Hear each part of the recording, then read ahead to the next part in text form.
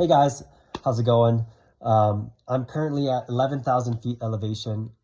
I turned around at about 18,000 feet elevation 2 days ago because I thought I was going to die when I was trying to summit Mount Lobuche at 20,000 feet.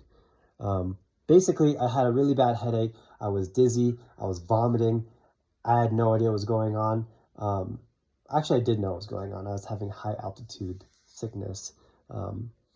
I went to the doctor yesterday and she told me that I had the early stages of a high altitude pulmonary edema. Thankfully, I don't have it anymore. I just have a fever and congestion right now. But I want to talk about something that is more important than mountaineering, more important than sports, more important than anything else that I've learned on this trek and this climb. And it's that you cannot do anything to the best of your ability if, one, you are going to let your ego get in the way, and number two, if you're going to be impatient. Let me back up and say the reason why I was impatient is because I tried to climb a 20,000 foot mountain with 6 days of acclimation training, period. 10 days prior to me going to Mount Lobuche High Camp, I was at about negative 50 feet in Hawaii where I live, below sea level basically, right? So I didn't have any acclimation training, okay? I let my ego get in the way, thinking that I was strong, that I was superior than an acclimation protocol, which is not true at all. I was impatient because I believed that if I could finish this trek faster, I could do things like hang out with my friends, eat sushi, go to Japan earlier, and just have this fast time and record on my watch or whatever I wanted. And what really happened was it taught me that I am going to die if I let my ego get in the way and if I am impatient, which is a really cool way to learn that, being on a mountain. But it's not safe, obviously. And for me, the biggest lesson that I've taken away from this, and I've learned a lot. I learned a lot more Nepali on this trip. I learned a lot about climbing and trekking. I learned a lot about being in the mountains, but I learned a lot about myself. And I know that I do not like to be alone when I am suffering. And being alone while suffering is a lot more suffering. There's a saying, misery loves company, right?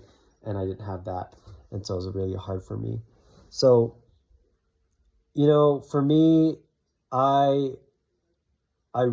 my goal is to summit Mount Everest. And I cannot summit Mount Everest if I let my ego get in the way. And I cannot summit Mount Everest. My goal is to summit Mount Everest. And I can't summit Mount Everest if I let my ego get in the way of it. And if I'm impatient with the process. They say to trust the process throughout everything. And I didn't let that happen for myself. And it could have really killed me. So I'm grateful for this lesson. It was an expensive lesson to learn because I spent a lot of money to come here.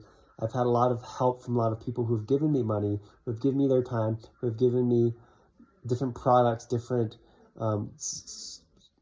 support, moral support, things like that. And I just want to say thank you so much.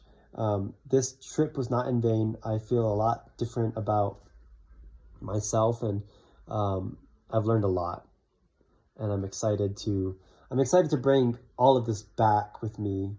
I'm excited to bring all of this back with me to Hawaii as I train for Everest, for whatever that I'm doing. I do a lot of different random stuff, from beekeeping to jiu-jitsu, wrestling, whatever it is. I just love to stay stimulated and have fun. Anyways, thank you guys so much. I love you all. I am safe. I am humbled. I'm humbled by the mountain. I'm humbled by all of your support and love. Thank you so much. If you want to hang out in Hawaii, I would love to hang out with you. Let's get some food. Come over to my house. We'll ice bath. Whatever you want to do. except I don't really want to drink. I have one beer, but one beer usually leads to more than one. But yeah, let's just try to be positive influences in our lives and do good things. I love you all so much. And I'll see you next week in Hawaii. Love you. Bye.